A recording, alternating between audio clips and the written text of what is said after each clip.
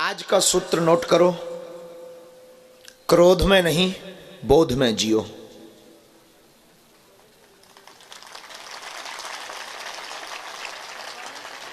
क्रोध में आप आवेश में जियोगे, आपकी जिंदगी में सदैव रोड़ा बने रहेंगे। आप रामचरितमानस के एक प्रसंग से जिंदगी में को जीना सीखना चाहते हो तो सुन लीजिए। हनुमान जी जब लंका जाते हैं तो रास्ते में सुरसा नाम की एक देवी मिलती है। जस जस सुरसा बदन बढ़ावा, तास दून कपिरूप दिखावा। सुरसा नाम की देवी ज्यों ज्यों अपना रूप बढ़ाती है, हनुमान जी उससे डबल अपना रूप बना लेते हैं। क्योंकि सुरसा ने कहा कि हमें देवताओं ने भेजा है, मैं आई हूं, मैं भूखी हूं, मैं तुम्हें खाऊंगी। हनुमान जी ने कहा कि अगर आपको खाना है तो खा लो, मुझे कोई दिक्कत नहीं है, लेकिन याद रखो माँ, अगर तुम्हारी आज्ञा हो तो मैं पहले राम काज कर आऊं, फिर मुझे खा लेना, कोई दिक्कत नहीं। लेकिन सुरसा कहती है नहीं, मैं तो अभी खाऊंगी। हनुमान जी कहते हैं ठीक है, मैं तैयार हूं। सुरसा अपना मुख बढ़ाती, जस जस सुरसा बदन बढ़ावा, ज्यों ज्यों सुरसा अपना मुख बढ़ाती त्यों त्यों हनुमान जी अपना रूप बढ़ाते। 16 जोजन मुख थे ठयऊ, तुरत पवन सुत 32 भयऊ। सुरसा ने 16 योजन का मुख किया, हनुमान जी ने 32 योजन का शरीर कर लिया। सुरसा ने अपने मुख से नापा तो मुख में जा नहीं रहा था शरीर, क्योंकि डबल है, मुख छोटा है। उसने अपना और मुख बढ़ाया, अंत तो गत्वा सुरसा रुकी नहीं, 7 योजन तही आनन कीन्हा। उसने 100 योजन का मुख बना लिया। हनुमान जी का को एक उपाधि बुद्धिमताम वरिष्ठिम की है। हनुमान जी ने सोचा कि इसने 100 योजन का मुख बनाया, अगर मैं बचना चाहूं तो मुझे 200 योजन का शरीर चाहिए। और अगर मैं 200 योजन का मुख बना भी लेता हूं तो शायद हमारे कान राम जी के पास पहुंच जाएंगे और नाक जानकी मां के पास। इतना बड़ा रूप लूं, इतना धारण भी कर लूं, तब भी कोई बात नहीं बननी है, क्योंकि इसे मानना नहीं है, ये मुझसे डबल अपना मुख बना लेगी। हनुमान जी की बुद्धि का परिचय देखना आप, और अपनी जिंदगी में सूत्र को आप अपनाना। जैसे ही उसने 7 योजन ही आनन कीना, हनुमान जी समझ गए कि अब बड़ा संकट सामने आ गया है। तुरंत हनुमान जी अति लघु रूप पवन सुत लीना, एकदम छोटे से हनुमान जी हो गए।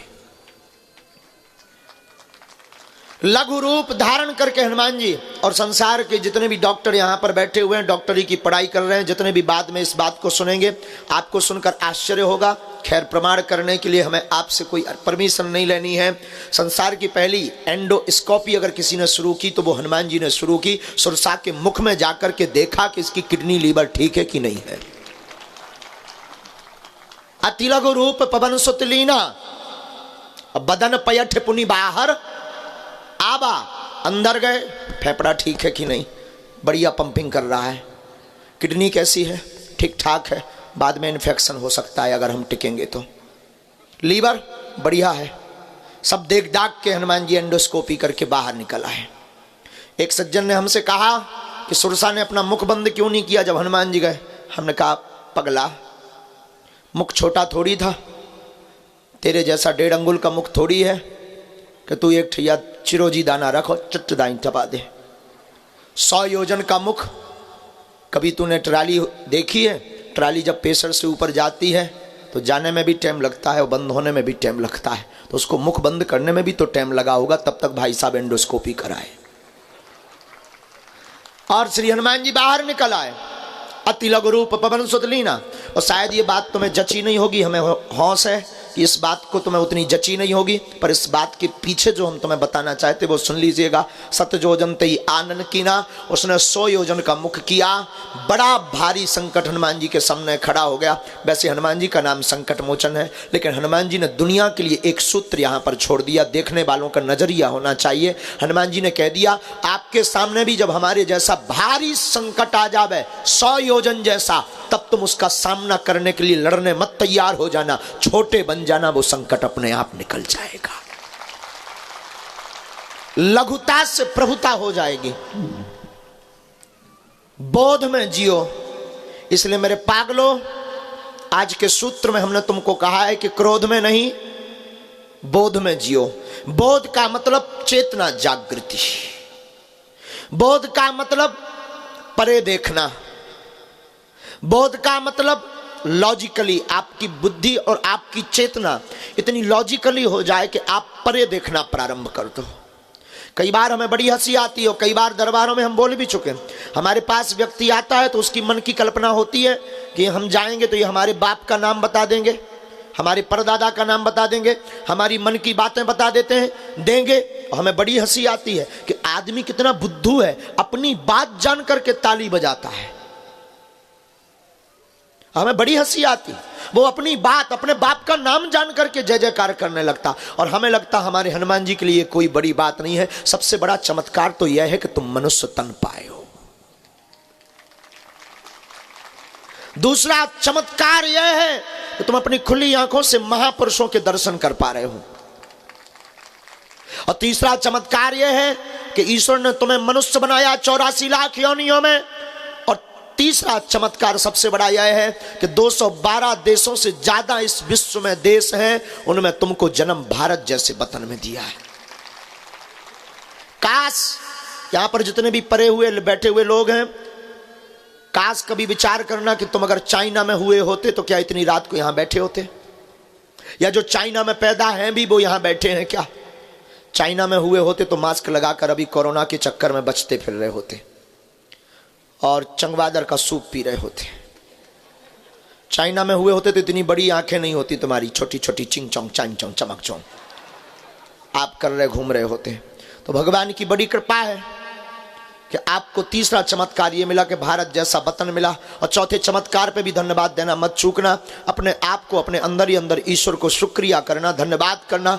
चौथा चमत्कार यह है कि तुमको अनेक पंथों में सनातन धर्म में जन्म मिला है। मान लीजिए ऐसे जगह तुम्हें जन्म होता जहां पर ना भाई का रिश्ता है, ना बहन का रिश्ता है, ना चाची ना मामी का रिश्ता है, और जहां ना जाने क्या क्या किया जाता है। हमारा भारतीय सनातनीय संस्कृति वैदिक परंपरा कितनी उच्च और दिव्य है, जहां एक ही नारी का व्रत धारण किया जाता है। अन्य लोगों के बारे में विचार करना। हम आपको आज के सूत्र में कहेंगे, क्रोध में नहीं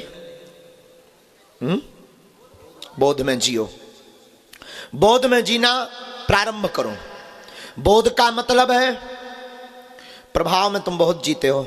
हम लोग भी इतने टेम्परेरी लोग हो गए हैं, बहुत ही समय बदलू लोग हो गए हैं। पुराने ज़माने में किसी फिल्मी दुनिया वालों ने गीत बनाया था, मौसम की तरह तुम भी बदल तो न जाओगे। और वैसे ये बात कोई बड़ी बात नहीं है, और ये बदल रहा है। रोज़ इंसान गिरगिट जैसे रंग बदलता है। कोई बहुत बड़ा अमीर आदमी आ जाता है तो घर में स्वागत की टेबल अलग होती है, उसकी टेबल पर होते हैं काजू मखाने, बहुत बड़ी अच्छी अच्छी डिश। कोई नॉर्मल टाइप का आदमी आता है तो बिस्कुट और नमकीन में ही उसको निकाल दिया जाता है। और कोई बहुत छोटा आदमी आता है तो सिर्फ चाय के लिए पूछा जाता है। और कोई घर का काम करता या कोई पड़ोसी आ जाता तो पानी भर के लिए पूछा जाता। और यहाँ तक कि हमने देखा है कोई रोज मिलने वाला आता है तो पानी तक को नहीं पूछा जाता है। इसलिए वो गीत बहुत सिद्ध होता है, मौसम की तरह तुम भी बदल तो न जाओगे। बदल क्या जाओगे, बदल रहे हो। हम लोग समय के हिसाब से जी रहे हैं, बोध में नहीं जी रहे। और आज का दूसरा सूत्र नोट करो, प्रभाव में नहीं स्वभाव में जियो। प्रभाव टिकता नहीं है। प्रभाव में आप किसी को अपना बनाओगे, वो आदमी आपके पास तब तक रहेगा, तब तक आपकी जय जयकार करेगा जब तक तुम्हारे पास प्रभाव रहेगा। स्वभाव से किसी को अपना बनाओगे तो जब तक तुम मर नहीं जाओगे तब तक पीछा नहीं छोड़ेगा।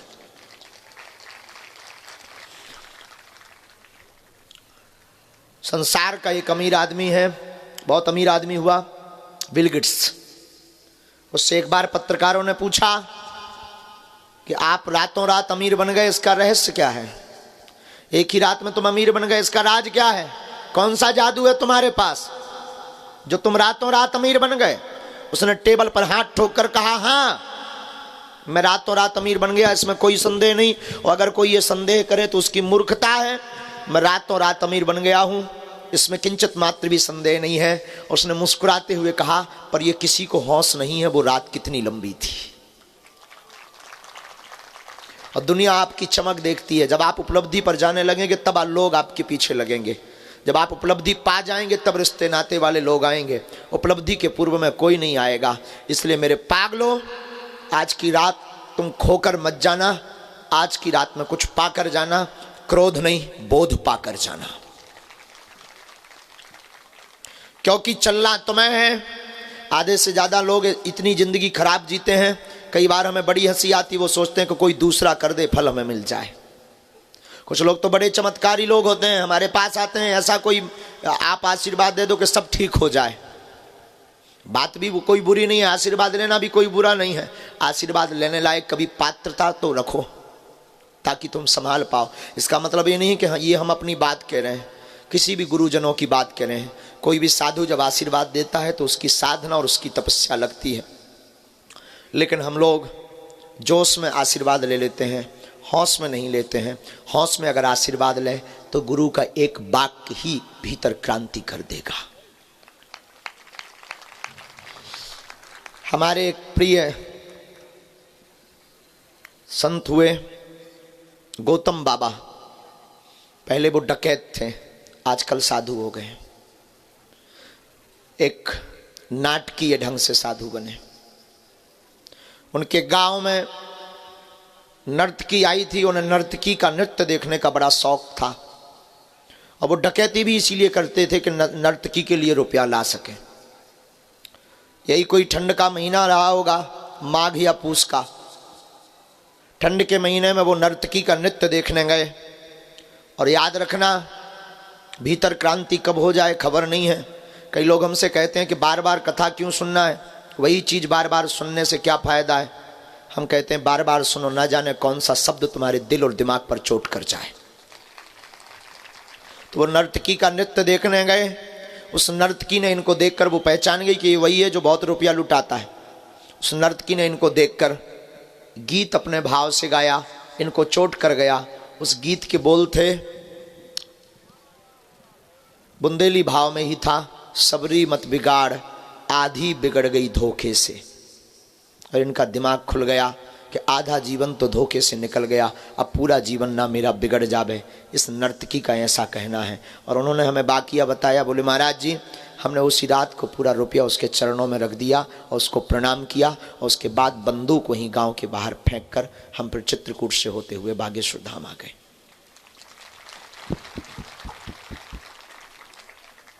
तो कब आपके ऊपर कौन सा शब्द क्रांति कर जाए कोई ठिकाना नहीं है। लेकिन हम फिर कहेंगे, कोई भी शब्द क्रांति तब करेगा जब आप बोध में बैठेंगे। बोध का मतलब ये प्रतिज्ञा लेकर बैठेंगे कि हम कुछ लेकर आएंगे और वो हम करके मानेंगे, तभी। सुना तो आपने भी बहुत है, लेकिन बदमाश आप बहुत नंबर 1 के हो। कितनी कथाएं नहीं सुनी और कितने चैनल नहीं तुम देख रहे। 18 चैनल खोलते हो, 19 बाबा तुम्हें मिलते हैं, लेकिन ना तुम टिकते ना वो बाबा टिकते हैं, ना उनकी बातें टिकती ना तुम आज तक टिक पाए। और भटके भटके यहाँ भी बैठो, यही हाल हमारे साथ भी होने वाला है जो तुम अन्य के साथ कर चुके हो, तय है। यहाँ से भी जाने के बाद तुम यहाँ से रहलाओगे, जाने के बाद फिर यही कहोगे 5 दिन डले रहे कुछ नहीं हुआ। कुछ तो ये भी बोलेंगे कि अपने अपनों के पर्चा बना दिए। कुछ तो ये भी बोलेंगे वहाँ तो सब सेटिंग का खेल है, मंत्री मिनिस्टर जाएंगे तो मिल पाएंगे। कुछ तो ये भी बोलेंगे कि अब उनकी कृपा तो बड़े लोगों तक सीमित रह गई है। कुछ तो ये भी बोलकर जाएंगे कि शायद हमारा कोई पाप रह गया इसलिए नहीं सुनी भगवान ने। कुछ ये भी बोलकर जाएंगे कि शायद भगवान हमसे नाराज है। कुछ ये भी बोलकर जाएंगे अगली बार में अर्जी पक्का है, लग जाएगी, बागेश्वर धाम जाएंगे वहां सुन लेंगे वो। और ये कब तक तुम करोगे? ये बातें तुम कब तक करोगे? कब तक तुम भटकोगे? कब तक तुम अपने प्रश्नों के उत्तर दूसरों से लोगे? कब तक दूसरों के उत्तर तुम्हारे काम आएंगे? कब तक दूसरों की बातें तुम्हें काम आएंगी? और कब तक तुम अपनी खिल्लियां उड़ाते रहोगे, उड़वाते रहोगे लोगों से? कब तक तुम धक्के खाते रहोगे? कब तक तुम अपने अबोधता के कारण अकेले में रोते रहोगे? कब तक तुम अपने परिवार से अपनी हंसी करवाते रहोगे? कब तक तुम धक्का माथा पटक पटक करके माथा में छाले पड़वाओगे? कब तक तुम भगवान ईश्वर टोटका उपाय बदलोगे? कब तक तुम अपने गुरुओं को बदलोगे? आखिर ये कब तक चलेगा? एक दिन तुम्हारी अंतिम मंजिल भी आ जाएगी और तुम खाली हाथ जाओगे, तब तुम्हारे ऊपर तुम्हारा ईश्वर तुम्हें धिक्कार करेगा कि मैंने मानव तन दिया, ये कुछ नहीं कर पाया। हम तुम्हें हौस के साथ कहेंगे, जोश में मत बात सुनना, हौस में सुनना। आज की रात तुम कुछ लेकर जाना, पर्चा के चक्कर में मत पड़ो। तुम्हें पढ़ना ही है तो हनुमान जी के चक्कर में पढ़ो। और ये बात तुम्हारे दिमाग में बैठने वाली भी नहीं है, ये भी हमें हौस है। तुम्हारे दिमाग में इसलिए नहीं बैठने वाली है कि तुम्हें तो ऐसा भगवान चाहिए जो नारियल फेंके मुंह से और झट से हाथ से फोड़ कर निकाल दे। तुम्हें ऐसा भगवान चाहिए जो तुम्हारे बाप का नाम, दादा का नाम बता दे और तुरंत बता दे। अच्छा, बात भी है कि अगर एक प्रश्न का उत्तर दे भी दे और तुम संतुष्ट हो भी जाओ तो कुछ बात बने।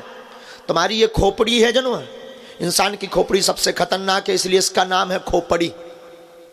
खोपड़ी का अर्थ ही होता है खो और पड़ी, इसलिए ये खोपड़ी है। और खोपड़ी इतनी खतरनाक है, तुम बैठे भी हो, हम तुम्हारे लिए, तुम प्रश्न भी करो कि शादी कब होगी, और हम बता भी दें कि 2024 में, इसके बाद अगर चैप्टर क्लोज हो जाए तो किसी दूसरे का नंबर लग जाए, बात ठीक है, लेकिन तुम तुरंत पूछोगे किससे होगी। और अगर हम ये भी बता दें चिंता मत कर, मुन्नी बाई के साथ होगी, तो बात बन जाए, बहुत अच्छा है, लेकिन तुम तुरंत पूछोगे कहां रहती है। और हम अगर ये भी बता दें कि चिंता मत कर, दमोई नाका पे रहती है, तो तुम अगर में भी मान जाओ, लेकिन तुम तुरंत पूछोगे गोरी है कि काली, जरा ठीक से देखना, लवली का रंग मत बताना। और हम बता भी दें कि ये गोरी होगी, काली होगी, सांवली होगी, और तुम इतने के बाद भी अगर मान जाओ तो बात बने, लेकिन तुम तुरंत फिर क्वेश्चन दाग दोगे, शादी तो बढ़िया चलेगी ना। चलो ठीक है, ये भी बता देते हैं कि ये बढ़िया चलेगी, तुम मान जाओ, तब भी कोई हौस की बात है, तब भी कोई मजे की बात है। तुम फिर पूछोगे अच्छा संतानें कितनी भाग्य में, और फिर बच्चे, फिर उनकी नौकरी, फिर धीरे धीरे फिर मकान, फिर दुकान। अच्छा, फिर उसके लिए बिजनेस भी बहुत जरूरी है ना गुरुजी। अच्छा गुरुजी, मकान तो डुप्लेक्स होना भी चाहिए ना। अच्छा गुरुजी, आप देखिए जरा, योग बन रहा है क्या राजनीति में भी। पर आपके प्रश्न पर्चा खत्म हो जाएंगे, आपके क्वेश्चन बंद नहीं होंगे, ना विराम होंगे। हम तुमसे फिर कहेंगे, एक प्रश्न के चक्कर के लिए तुम अपनी जिंदगी और अपना समय बर्बाद मत करो। आप खुद में ही अपने प्रश्न के उत्तर खोजना प्रारंभ करो, खुद में ही अपने गुरु को जगाना प्रारंभ करो। एक काम करो, एक प्रश्न का उत्तर तुम हमसे कब तक लोगे? तुम बागेश्वर बालाजी और सन्यासी बाबा के हो जाओ, हर प्रश्न का उत्तर तुम्हें प्रातः स्वतः मिलने लगेगा, स्वभाव बस मिलने लगेगा। स्वभाव बस भीतर की चेतना जग जाएगी तुम्हारी, स्वभाव बस तुम भीतर से बोध में हो जाओगे। और जो व्यक्ति बोध में हो जाता है वो छोटे मोटे संकटों से, क्षमा करना, बड़ा लक्ष्य जिंदगी में इंसान को बड़ा बनाता है। इंसान बोध वाला हो तो संसार की ऐसी कोई वस्तु नहीं है जो तुम पा नहीं सकते। युवान बहन और युवान भाई जितने भी यहाँ बैठे हैं, हौस के साथ हमारे जीवन का एक वाकया सुनना। हमारी कोई आयु रही होगी 8 से 9 साल की। गड़ा गांव में जहां बागेश्वर धाम है, हम वहीं रहते थे। और ये शायद हमने टीवी पर एक बार बोला भी, फिर बोलते हैं, अजीरन नहीं होना है, अपच नहीं होनी है, काम आ जाए शायद तुम्हारे। पुराना मकान गांव के अंदर हमारा, पड़ोस के एक श्रीमान जी के घर पर टीवी आई। उस जमाने में टीवी का नया नया चलन, बहुत क्रेज था, वो भी ब्लैक एंड वाइट का। उन्होंने एक टीवी खरीदी, यही कोई 4-4.5 हजार रुपए की। पूरे मोहल्ले में हल्ला हुआ, गांव में हल्ला हुआ, टीवी आ गई। और टीवी हुई, उस जमाने में टीवी और बीवी दोनों का बड़ा क्रेज था। 8-9 साल की हमारी अवस्था थी। हम भी देखने गए बच्चों की भांति, हमारे अंदर भी चंचलता थी, लेकिन गुरु कृपा थी। उस वक्त भी हम गुरु के चरणों में रहते थे, जाते रोज थे। दादा गुरु जी तब 7 शरीर थे, आज भी है, आभास है हमें। तो उस वक्त भी हम जाते थे गुरु जी के पास। पड़ोस के घर पर 10-12 दिन हम टीवी देखने गए। उन श्रीमान जी को पता नहीं हमारी कौन सी बात बुरी लग गई कि 13वें-14वें दिन उन्होंने हमारे जाते ही टीवी बंद कर दी। हम निकल भी आए, और निकले हैं कि उनको इतनी भी गम नहीं कि उन्होंने फिर टीवी चालू कर ली। मन तो हुआ फिर घुसूं, लेकिन फिर सोचा कि क्या कहेंगे ये, जब बंद हमारे कारण हुई तो बेचारी फिर बंद ना हो जाए, कम से कम इनकी आंखें तो सिके। हमारी फूटेंगी सो फूटेंगी। बाहर निकल आए। अब चाहते तो बचपना था, क्रोध में हम ये भी बोल सकते थे कि हमारे कारण तुमने टीवी बंद की है, आज के बाद नहीं आएंगे, देख लिया जाएगा, तुम्हारे घर नहीं आएंगे, तुम्हारी देहरी नहीं चढ़ेंगे, हमारे कारण बंद कर दी है, हमसे जलते हो, ये भी बोल सकते थे। नहीं बोले। घर आए, हमारी माँ ने हमसे पूछा, बेटा ये आज इतनी जल्दी? उस वक्त हमें याद है नन्ही प्यारी शिल्पी एक प्रोग्राम चलता था।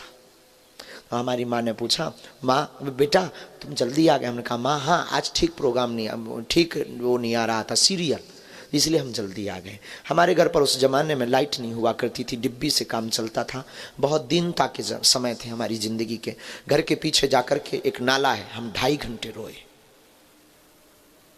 रोते रोते रोते रोते जब भीतर की गर्मी निकल गई, तब भीतर से कोई बोला कि तू बाबरा है।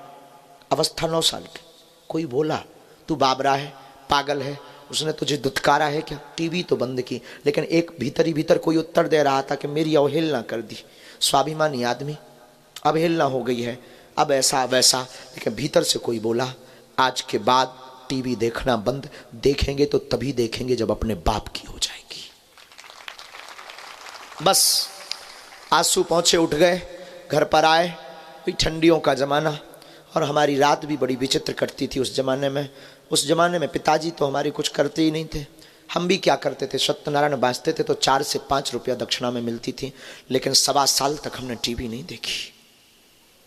उस ज़माने में बसों का नया नया प्रचलन, बसों में, वॉल्वो बसों में नई नई टीवी का प्रचलन चला। और किस्मत की बात, हमें जब कई बार बाहर जटाशंकर जाना होता था, बिजावर जटाशंकर आना होता था सत्यनारायण बाँचने के लिए, तो किस्मत की बात कई बार हमें टीवी वाली बस हाथे लगती थी। कोशिश रहती थी कि ऐसी बस पे बैठना ही नहीं है, क्योंकि प्रण है जब तक अपने बाप की नहीं ले लेंगे तब तक टीवी नहीं देखेंगे।